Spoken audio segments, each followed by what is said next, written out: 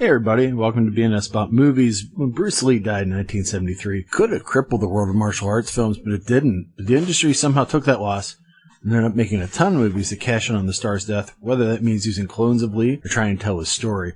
Bruce Lee, starring in Bruce Lee, the man, the myth.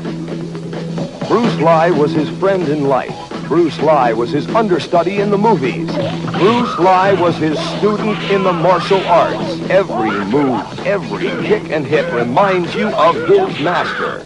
Based on the life and times of the most incredible human fighting machine the world has ever known. Bruce Lee, the man, the myth. The first example this week is Bruce Lee, the Man, the Myth, an attempt by actor, director, and writer Ng Si-yun to tell us the story of Bruce Lee's life with Bruce Lee as the man himself. From his move to Seattle, battles with other kung fu schools, and success and failures in Hollywood, the film stays pretty close to his life. I mean, it's all fights, but maybe his life was all fights. It does feature his real-life best friend, Unicorn Chan, playing himself, as well as Ip Chun as Lee's Wing Chun teacher, the legendary Ip Man. Ip Chun is the best person for that role, as he's the son of the real-life Ip Man, or a real person, treated in the magical realism world of Hong Kong martial arts movies. The end of this movie is a montage of all the ways that Bruce did not die, as well as a theory that he will come back to life in 1983. Amazing. I wish that was true. It's not. Began again in the wake of Bruce Lee's death. We got so many little dragons.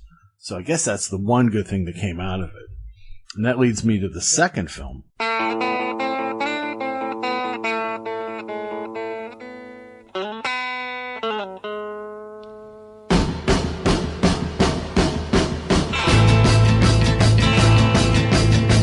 Marie douceur, c'est ainsi que tu me surnommes. Tu crois bien sûr me connaître mieux que personne.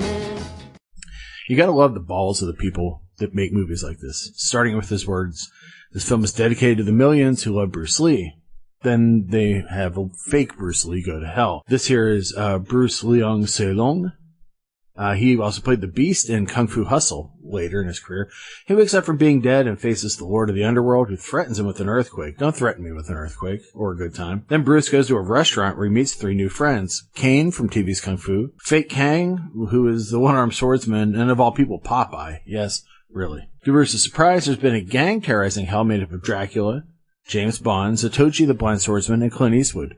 Our hero does what you or I would when we're in hell, start a martial arts school.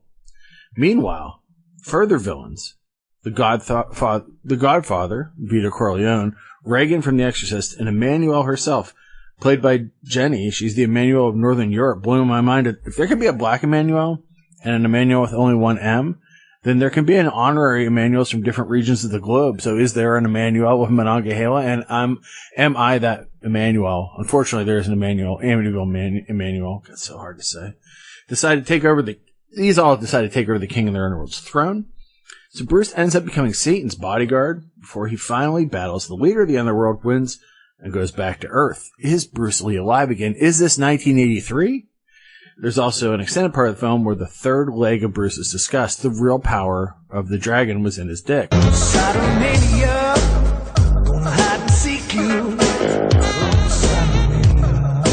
I can't believe this movie exists.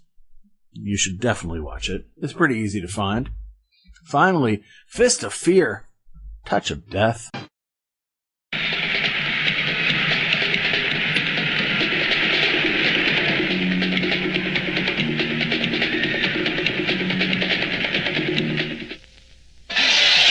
toque de muerte es energía que emana de la palma de la mano. Bruce Lee.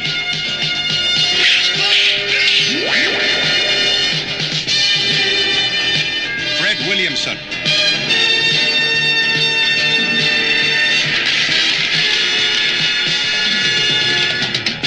Ron Van Cleef. Puño de temor, toque de muerte.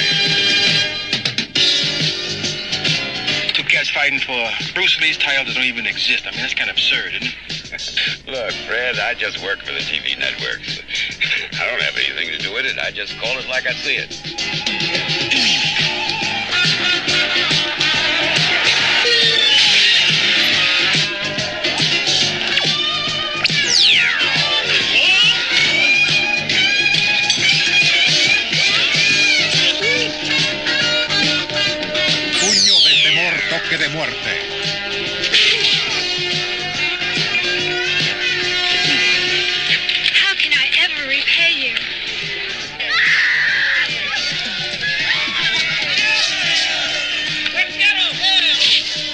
de Temor, Toque de Muerte, la mejor película de Bruce Lee. You must realize that your body is a weapon that can kill a man.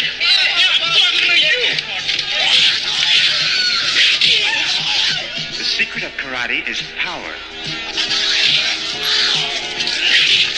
One has to be physically developed as well as mentally developed. I mean, these two things have to become one. Come on, let's get this sucker. Let's get him. And Bruce Lee was great at what he did. I'm fantastic at what I do. Last night you promised you'd satisfy me. And here I am, still wanting. Wanting what? I mean, ain't 5 times enough for you?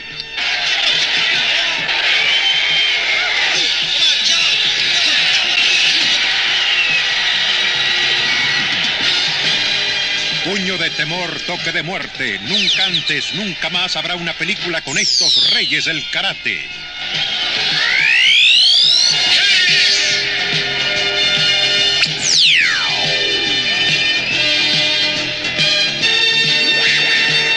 No se pierda esta película de Aquarius Films.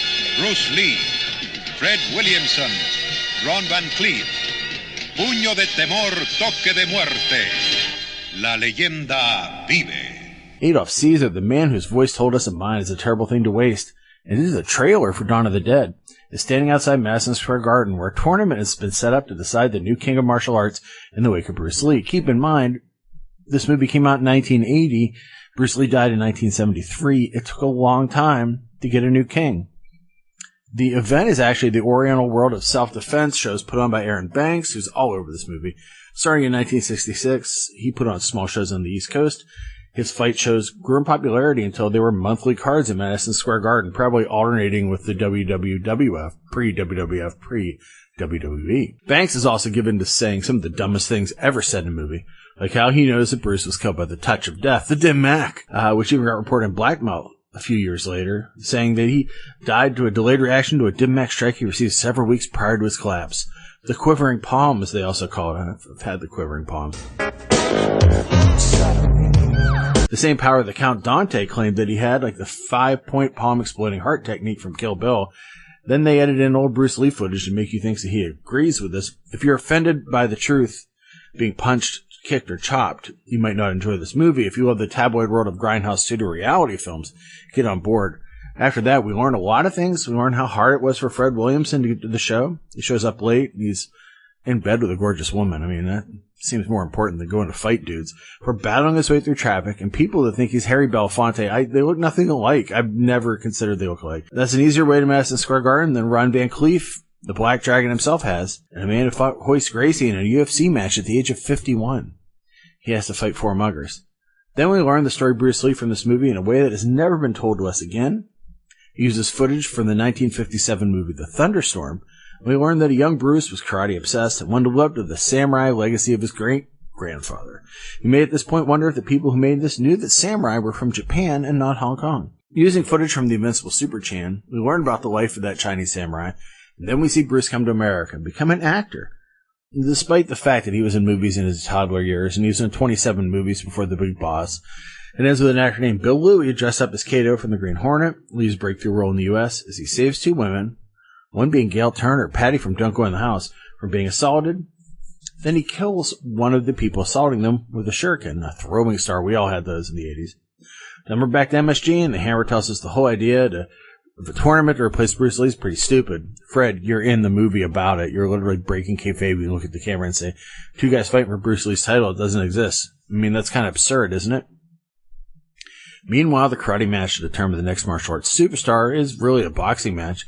This is after a match where Bill Louie ripped out a man's eye and threw it to the crowd. And suddenly in Italy, Lucio Fulci felt a twinge and wondered, why do I want to make a kung fu movie? Also known as Dragon and the Cobra, perhaps to cash in on Williamson's Black Cobra. This was released as one of the Sybil Danning Adventure Video titles. Man, just looking at Sybil Danning Adventure Video boxes makes me happy. Is that Sybil's version of Dim Mak or her quivering palm? I'd like to think about that. Matthew Mallinson only directed 1 movie, this one, but he also edited some great movies, Tales of the Third Dimension in 3D, double positive. Unmasking the Idol, The Order of the Black Idol, and Cage Fury. It's written by Ron Harvey, the man who helped turn Zombie Holocaust into Dr. Butcher MD. There's a connection between that film and this film, as Terry Levine produced Fist of Fear, Touch of Death, and he was the man behind Aquarius Releasing. He also owned the rights to the movies that were all torn apart from this. A movie this absolutely scumming could only come from Aquarius Releasing. Again, it's a movie with the sheer balls to end with a line describing Lee in a movie devoted to so many people dressed like him. An actor redubbed saying things he never said and then going through all the clones. They say he was the prototype. Everything else is just an imitation. This whole movie is an imitation. Man, there are thousands of Bruce Lee clone movies. Obviously, you can get the Enter the Clones box set that Severin did, as well as the documentary, and you can learn a lot more. Bruce Lee is my favorite, but you may find your own. Thanks for listening to BNS About Movies. You can reach out to us at bnsaboutmovies@gmail.com and come to the site at bnsaboutmovies.com. See how simple that was? Father, you're the one with the big mouth. And I would really enjoy closing it, especially in front of all my friends. But my hands are registered as lethal weapons. That means we get into a fight, I accidentally kill you, I go to jail.